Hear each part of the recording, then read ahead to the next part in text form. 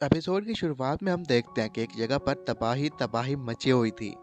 उस जगह पर कुछ एल्डर लोग भी आते हैं और ये कहने लग जाते हैं कि हमें बाकी लोगों का भी पता करना होगा।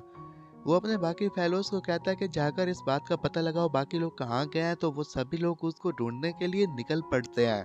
फिर यहाँ से हमारा सीन शिफ्ट होता है, हम एक और जगह को देखते हैं। कुछ लोग कहीं जा रहे थे और इन्हीं में से कुछ लोग उनके पास आकर ये पूछने लग जाते हैं कि हमें बताओ कि जो जहाँ पर लोग थे कहाँ चले गए।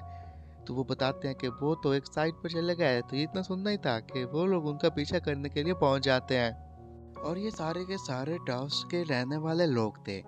ये जैसे एक जगह पर पहुंचे थे जो कि गार जैसी थी, के सामने एक फॉक्स आ जाती है जो कि काफी बड़ी थी। इनमें से एक बंदा ये पूछने लग जाता है कि क्या आप मुझे बताना पसंद करेंगे कि डेजर्ट कहाँ पर है। तो वो कहता है कि तुम सभी लोग मेरे फेलो टॉयस्ट हो। तो अगले सीन में हम देखते हैं कि एक जगह पर काफी सारी औरतें बैठी हुई थी। यूनशी वहां पर बैठकर गिटार प्ले कर रही थी। सभी औरतें उसे सुन रही थी।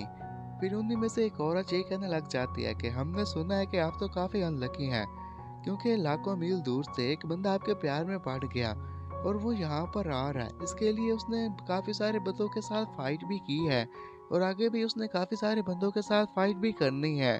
ये बात सुनने के साथ एक बंदा जो कि ड्रिंक डाल रहा था वो भी काफी कंफ्यूज था, साथ बैठे हुए लड़की भी हैरान थी। वो ड्रिंक प्याले से नीचे गिरने लगता है तो उन्हें मालूम होता है कि ये तो ओवरलोड हो गया। और वही लड़की फिर यूनशी ये पूछने लग जाती है कि आखिर वो तुम्हारे एंसेस्टर्स के पीछे क्यों पड़ गया है। तो वहां पर एक बंदा बैठा था जो कि ये कहने लग जाता है कि मुझे पता है जरूर उसके पीछे कोई इवल इंटेंशन होगी। वो फिर अपनी जगह पर खड़ा होता है, ये कहने लग जाता है कि जैसा कि यूनशी और मैं भी इस जगह के पार्ट है, तो मुझे कोई इन्फॉर्मेशन शेयर करनी है तो उसके लिए मुझे जाना होगा। मैं तुम सभी लोगों को गुड बाय कहता हूँ। वहां पर बैठा हुआ एक बंदा जिसका नाम यूलुन था उसे कहना लग जाता है कि तुम यहीं पर रुकना और अपनी तरफ से पूरी एहतियात करना।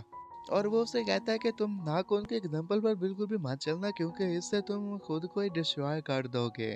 वो दो बंदे बैठे थे और कहते हैं कि ठीक है जैसा आप कहें हमारे सीनियर ब्रदर। तो यू के जाने के बाद पीछे से बैठा हुआ लड़का ये कहने लग जाता है कि ये तो खुद को हेड समझता है, इसके पास पावर है तो अपनी मनमर्जी करता है, जब मेरे पास पावर आएगी तो इससे मैं इसकी औकात दिखा दूंगा।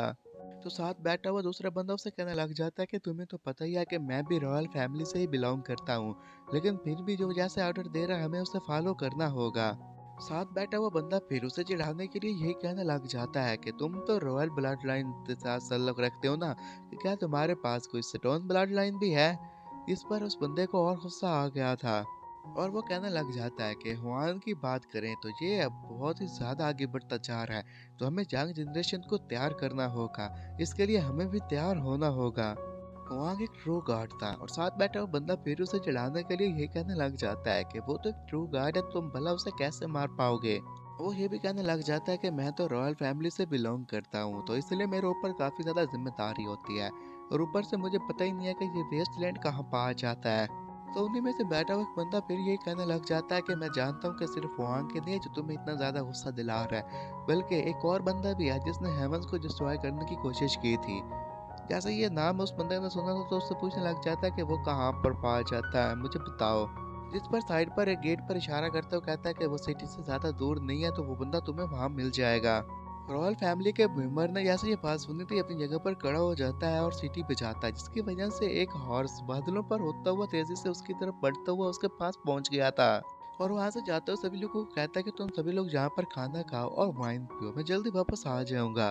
तो दूसरी तरफ हम चियाओ को देखते हैं जिसकी आंख खुल गई थी और ये कहने लग जाता है कि कौन मेरे बारे में बात कर रहा था। के साइड पर उसे बिजली गरजने की आवाज सुनाई देती है कि उसमें से कलिस्टेल के लोग बाहर आ गए थे।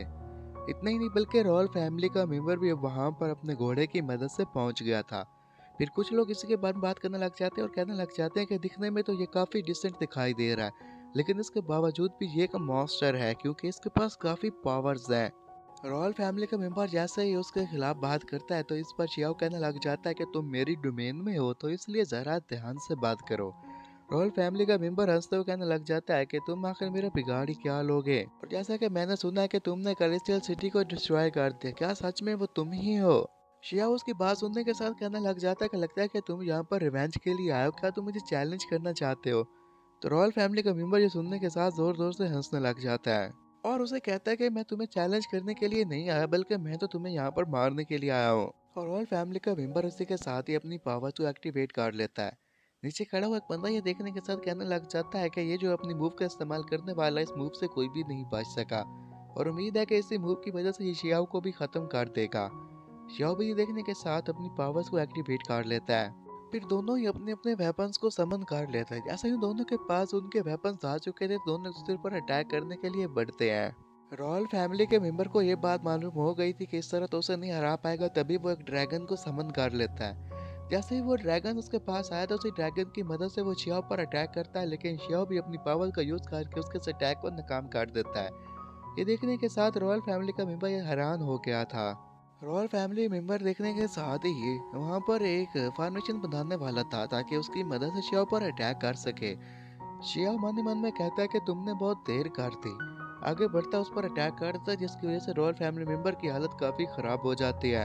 ये देखने के साथ ही रॉयल फैमिली के मेंबर का हॉर्स उस पर अटैक करने के लिए आगे बढ़ता है ताकि अपने मालिक का बदला ले सके, लेकिन शियाओ जैसे गुस्से से उसकी तरफ देखता है तो वो हॉर्स वहीं से पीछे भाग जाता है। और कैलिस्टियल से जो लोग आए हो तो ये कहने लग जाते हैं कि इसने यूलुन को तो मार दिया है और अब ये हमें मार देगा, और अगर इसने यहाँ पर सारे सीक्रेट रेयर बरकब से काट लिया तो इससे और स्ट्रॉन्ग बन जाएगा। और उन्हीं में से एक बंदा खुद ही उस सीक्रेट रेयर को हासिल करना चाहता था, इसलिए वो आगे शियाओ पर अटैक करने के लिए बढ़ता है। लेकिन जैसा कि शियाओ काफी पावरफुल था, उसके अटैक से बच भी जाता है और फिर उसे एक जोरदार पावर के वजह से झटका देता है। वो पीछे जाकर पत्थर में लगता है, उसकी हालत खराब हो जाती है। और वहाँ पर खड़े हुए ये लोग देखने के साथ हैरान हो गए तो ये कहने लग जाते हैं कि इसने 6 लेवल के 2 बंदों को भी मार दिया, ये काफी पावरफुल है। फिर शियाओ अपनी पावर की मदद से उस सीक्रेट रेयर को उठाकर अपनी बॉडी के अंदर अब्सॉर्ब कर लेता है और सभी कैलिस्टियल्स को बताने लग जाता है कि अगर तुम्हें से कोई भी बदला लेना चाहे तो मैं यहीं पर मौजूद हूँ, आकर मुझसे बदला ले सकता है। और कुछ लोग फिर जाकर सीनियर ब्रदर को इसके बारे में बता देते हैं। सीनियर ब्रदर को ये सुनने के साथ काफी गुस्सा आ गया था और वो ये कहने लग जाता है कि मैं खुद अब उसके साथ पंगा लूंगा, और वो सभी लोगों को बताने का कह देता है कि अभी इंसान खत्म नहीं हुए, हम उससे पंगा लेकर रहेंगे और उसे उसकी औकात दिखा कर रहेंगे। तो उधर हम लॉर्ड को देखते हैं। एक एल्डर एक लॉर्ड की के पास जाकर उसे इन्फॉर्मेशन देने वाले थे। वो भी उससे किसी चीज के बारे में पूछता है कि एक बंदा साइड पर आकर उस चीज के बारे में एल्डर को बता देता है। एल्डर ये सुनने के साथ हैरान हो जाते हैं। तो उधर हम शियाओ को देखते जो कि अभी भी दरख्त के नीचे आराम से लेटा हुआ था। कुछ लोग वहां पर आ जाते हैं और कहने लग जाते हैं कि बिग ब्रदर ने कहा कि हमें यहाँ पर आना होगा। पहली दफा हो रहा है कि बिग ब्रदर यहाँ पर किसी के साथ फाइट कर रहे हैं। वो लोग अभी इसके बारे में बातें कर ही रहे कि तभी 3 पोर्टल्स और ओपन हो जाते हैं, उनमें से एयरशिप्स बाहर आ जाती हैं और उनमें भी काफी सारे लोग सवार थे। वो भी इस फाइट को देखने के लिए आए हुए थे और आहिस्ता आहिस्ता और भी लोग आते रहते हैं। इनमें यूनशी भी शामिल थे। यूनशी भी जैसे ही पहुंचते एक और पोर्टल ओपन होता, उसमें से एक बूढ़ा शराबी बंदा भी बाहर आ गया था। उसे लोग जुनमैन के नाम से पुकारते थे और लॉर्ड की भी वहां पर आ गया था। इसी तरह बड़े बड़े क्लैंस के लोग भी वहां पर आ जाते हैं। इन सभी को देखने के साथ ही शियाओ कहने लग जाता है कि अगर मैं एम्परर होता तो कभी मेरे सामने खड़ा ना हो पाता। सभी लोग मुझे विलन के तौर पर देख रहे हैं और इसलिए मुझसे फाइट करने के लिए आए हैं और देखना चाहते हैं कि मैं कैसे यहाँ पर हारता हूँ। और यहीं पर यह एपिसोड खत्म हो जाता है।